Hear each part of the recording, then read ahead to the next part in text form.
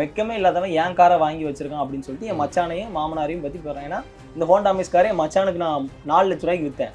எங்கள் அம்மா RC book எடுத்து கொடுத்து அவங்களுக்கு தெரியும் நான் விற்க போகிறது தெரிஞ்சே தான் என் மச்சானுக்கு கொடுத்தேன். வெளியே இடத்துல கொடுத்தா கார் போயிடும், மச்சான்ட்ட இருந்தால் நம்மகிட்டே தான் எப்போனாலும் எடுத்துக்கலாம்னா அவங்களுக்கு 4 லட்ச ரூபாய்க்கு விற்று எங்கள் அம்மா இப்போ கட்டுறாங்கல்ல அந்த வீட்டுக்கு நான் முன்பணம் கொடுத்தேன்.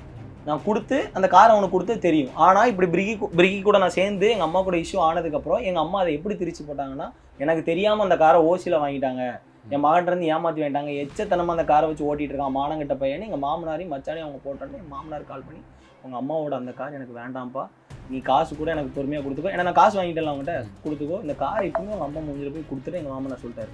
அன்றைக்கே நான் வந்து காரை கொடுத்துட்டேன்.